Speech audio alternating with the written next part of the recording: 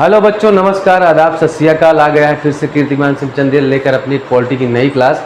मिलते हैं फिर आज की इस क्लास में और करते हैं आगाज आज की क्लास का। जहां तक हमने बच्चों इससे पहले पॉलिटी में क्या पढ़ लिया था, राज्य व्यवस्था, लेकिन फिर मैंने बीच में कल बहुमत पढ़ा दिया। मुझे लगा कि आपको बहुमत जानना बहुत ही ज़रूरी है, क्योंकि बिना बहुमत के आप आगे की पॉलिटी में कई जगह कन्फ्यूजन में आते, और मैं नहीं चाहता था कि आप कभी कन्फ्यूजन में आएँ। इस वजह से मैंने आपको बहुमत पढ़ा दिया, मेजोरिटी पढ़ा दी।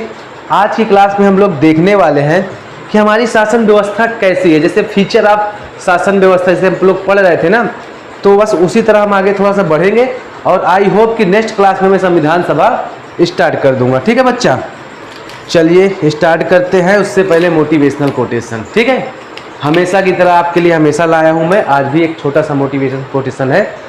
एक बहुत बढ़िया राइटर थे नीलोत्पल मृणाल, और उनकी एक बहुत बढ़िया कविता थी कि कोई बलिया देवरिया कोई आजमगढ़ से आया है, बाबूजी चिंता न करिहा कोई ई कह कर आया है।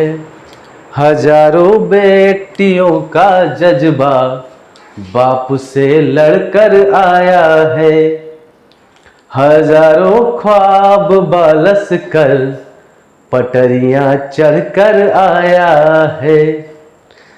कई गांवों का गुलमोहर साख से झड़कर आया है।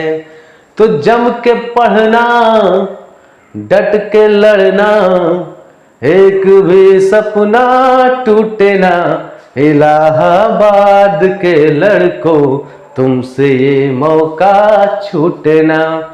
तो इलाहाबाद वालों आ जाओ, जुड़ते हैं पॉलिटी में, क्योंकि जिस तरह से पॉलिटी हमारी चल रही है, आयोग का सारा क्वेश्चन आपको करना है। बस थोड़ा सा पॉलिटी में खत्म करता हूं, उसके बाद आता हूं आपके प्रैक्टिस सेट पे, और प्रैक्टिस सेट बहुत ही दमदार चलने वाला है। ठीक है बच्चा, तो देखते हैं हमारी शासन व्यवस्था कैसी है। क्या है शासन व्यवस्था? तो बच्चा एक चीज तो हम यहां से जानते हैं कि हमारी शासन व्यवस्था कैसी है, संघात्मक। क्या है? संघात्मक शासन व्यवस्था है। अब देखिए, संघात्मक शासन व्यवस्था है। संघात्मक शासन व्यवस्था के फीचर क्या हैं, गुण क्या हैं? तो ऐसी शासन व्यवस्था में पहली चीज तो यह है कि लिखित संविधान होता है। क्या होता है? लिखित संविधान होता है। लिखित संविधान होता है, और संविधान लिखित होने का सबसे पहला साक्ष्य पाया जाता है फ्रेंच रिवॉल्यूशन में। आप लोग अगर देखे होंगे, जैसे ही मोनार्कियल फॉर्म खत्म होता है और हमारी डेमोक्रेसी, वहां पे रिपब्लिकन आता है, नेशनल असेंबली आती है, तो वहां सबसे पहले क्या हुआ था, कॉन्स्टिट्यूशन लिखने की प्रक्रिया हुई थी। ठीक है, उसके बाद दूसरी चीज आपको ऐसे शासन व्यवस्था में क्या देखने को मिलेगी, ऐसी शासन व्यवस्था में स्वतंत्र एवं सर्वोच्च न्यायपालिका देखने को मिलेगी। क्या मिलेगी? स्वतंत्र एवं सर्वोच्च न्यायपालिका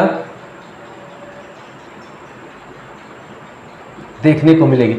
बच्चा सीधी सी बात है, मोंटेस्क्यू की फिलॉसफी को जब हम देखते हैं, फ्रेंच रिवॉल्यूशन में एक फिलॉसफर था फ्रेंच का, जिसकी बुक का नाम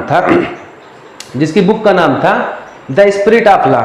और स्पिरिट ऑफ लॉ में उसने एक बात कही थी कि किसी भी देश के शासन को अगर हमें सुचारू रूप से चलाना है, एक डेमोक्रेटिक तरीके से चलाना है, एक अच्छे तरीके से चलाना है, तो वहां पर पावर का सेपरेशन होना चाहिए, शक्तियों का बंटवारा होना चाहिए। तो पहली बार उन्होंने ये कहा था कि शक्तियों का बंटवारा कैसे हो, कार्यपालिका, ठीक है, विधायिका और न्यायपालिका। और न्यायपालिका कैसी हो? सर्वोच्च हो, सबसे ऊपर हो, उसके आगे कुछ भी ना हो, और क्या हो? स्वतंत्र हो, उसके ऊपर किसी का दबाव ना हो। मतलब कि आपके संसद भवन से या फिर मंत्रिमंडल से इनको क्या है, संरक्षण प्राप्त है, ये इनके दबाव में कभी भी आने वाले नहीं हैं। दूसरी बात हो गई आपकी। अब देखते हैं तीसरी बात। ठीक है, तीसरी बात क्या है? शक्तियों की पृथक्करण सूचियां। शक्तियों की पृथक्करण सूचियां। जैसा कि बच्चों आप जानते हो हमारे देश के अंदर या फिर जैसे ऐसी जितनी भी शासन व्यवस्था होती संघात्मक, ऐसी शासन व्यवस्था में क्या होता है, केंद्र और राज्य क्या होती, सूची होती है, इनकी सूची होती, इन पे कानून बनाने के अधिकार अलग अलग होते हैं। क्या होते हैं, कानून बनाने के अधिकार, कुछ मामले इनके पास हैं और कुछ मामले, वैसे ज्यादातर मामले इनके पास हैं और इनके पास कुछ ही मामले, लेकिन जो भी है अलग अलग पावर सेपरेशन किया गया है। और संघात्मक शासन व्यवस्था में हमेशा ये आपको देखने को मिलेगा कि केंद्र सूची अलग होगी और राज्य सूची अलग होगी। ठीक है बच्चा, अब देखते हैं संविधान की सर्वोच्चता। भैया चौथा फीचर है इसका, संविधान की सर्वोच्चता।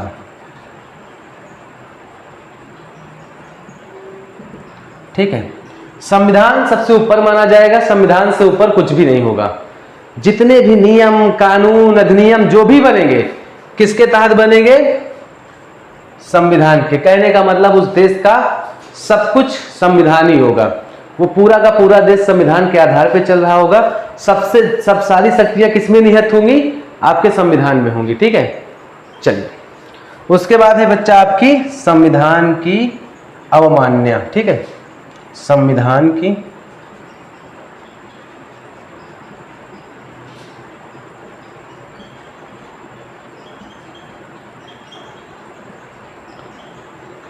अनम्यता,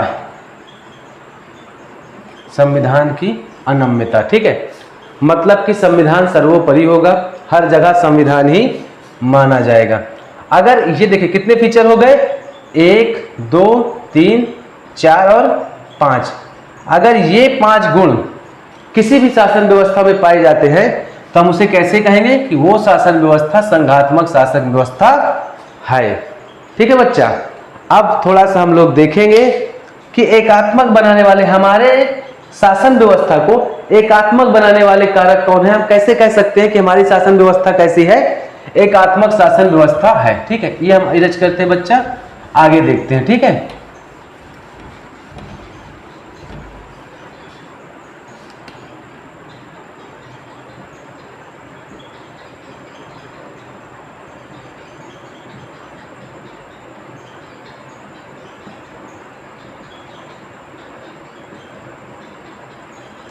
अब इससे पहले हमने देखे थे कि संघात्मक बनाने वाले कारक, अब हम देखने वाले हैं कि एकात्मक बनाने वाले कारक, क्योंकि हमारे देश का जो संविधान है संघात्मक के साथ साथ क्या है, एकात्मक भी है। ठीक है बच्चा, तो आइए देखते हैं। ठीक है, पहला तो इसमें देखा जाएगा कि राज्यसभा में असमान प्रतिनिधित्व,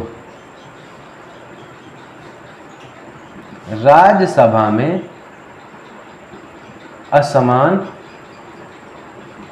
प्रतिनिधित्व।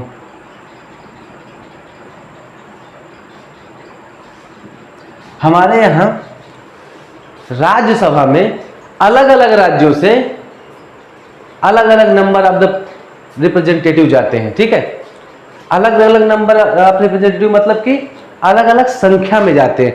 कहीं से 20 जा रहे हैं, कहीं से 25 जा रहे हैं, कहीं से 80 जा रहे हैं, कहीं से 60 जा रहे हैं। तो मतलब समानता नहीं है। क्यों? क्योंकि हमने क्या किया है, इसको जनसंख्या के आधार पर कर दिया है, इसलिए हमारे यहाँ असमान प्रतिनिधित्व है। कहने का मतलब प्रत्येक राज्य को बराबर प्रतिनिधित्व नहीं मिला।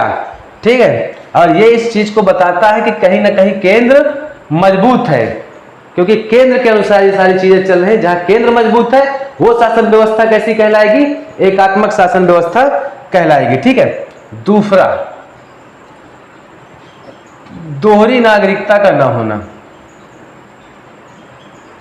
दोहरी नागरिकता का न होना। देखिए, दोहरी नागरिकता नहीं मतलब केंद्र और राज्य दोनों की नागरिकता अलग अलग नहीं है। हम लोग मूलतः क्या कहलाते हैं, भारतीय, और हमारी एक ही नागरिकता है कि हम क्या है, हम भारतीय हैं। और ये बात कहीं ना कहीं इस चीज को दर्शाता है कि कहीं ना कहीं केंद्र हमारा मजबूत है, हमारे यहाँ दोहरी नागरिकता नहीं है। लेकिन ऐसे ही अगर देखा जाए अमेरिका के संविधान में, तो अमेरिका के संविधान में केंद्र और राज्य दोनों की अलग अलग नागरिकता आपको लेनी पड़ती है अमेरिका में, ठीक है। वहां दोनों का सिटीजनशिप लेना पड़ता है, ठीक है। देखिए तीसरी, अगर इसकी हम बात करें तीसरी फीचर की, तो वो क्या है, अवशिष्ट शक्तियां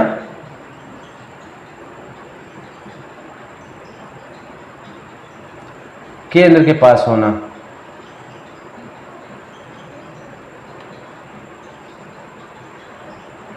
अवशिष्ट शक्तियां केंद्र के पास होना।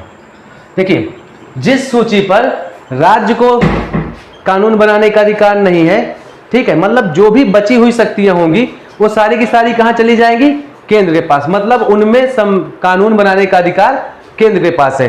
और कहीं ना कहीं ये इस चीज को दर्शाता है कि केंद्र हमारा मजबूत है। और अगर केंद्र मजबूत है इसका मतलब कि हमारे यहाँ एकात्मक शासन प्रणाली है, ठीक है। चौथी चीज आपको क्या देखने को मिलेगी कि केंद्र के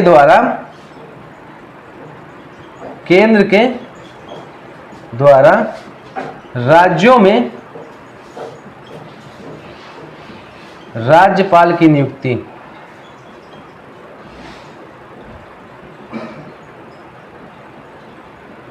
राज्यपाल की नियुक्ति। बच्चा एक बात बताओ, आपको कहीं ना कहीं विश्वास नहीं है कि हमारा जो राज्य है वो अच्छे से कार्य कर पाएगा, या फिर कहीं ना कहीं उसमें कमियां ना रह जाएं, इस वजह से आपने क्या किया वहां पर एक राज्यपाल बैठा दिया। क्या बैठा दिया, राज्यपाल। और ये राज्यपाल का पद कहां से लिया गया, कनाडा के संविधान से लिया गया है। हमारा केंद्र क्या बोला, एक अपना रिप्रेजेंटेटिव वहां दिया बैठा, ठीक है।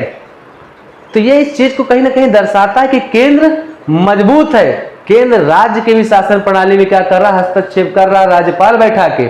और अंतरिम कानून पे हस्ताक्षर किसके होते हैं आपके राज्यों में, राज्यपाल के होते हैं। तो कहीं ना कहीं इस चीज को दर्शा रहा है कि हमारा जो केंद्र है वो मजबूत है। और अगर केंद्र मजबूत है तो हमारी शासन प्रणाली कैसी है, एकात्मक है, ठीक है बच्चा। अब यहां से हम इसको खत्म करते हैं बच्चा। कल हम थोड़ा सा देखेंगे लोकतंत्र, ठीक है, और लोकतंत्र के साथ ही साथ कार्यपालिका, फिर हम तुरंत आ जाएंगे संविधान सभा में। आज का सर वीडियो में इतना लंबा नहीं खींच सकता क्योंकि तबीयत नहीं सही है, but I will promise that tomorrow I will proof it, ठीक है। मैं इसको जरूर पूरा करूंगा, आप वेट करिएगा। कल की क्लास में फटाफट संविधान सभा पहुंचेंगे, ठीक है बच्चा। चलो नमस्कार, मिलते हैं कल की क्लास में।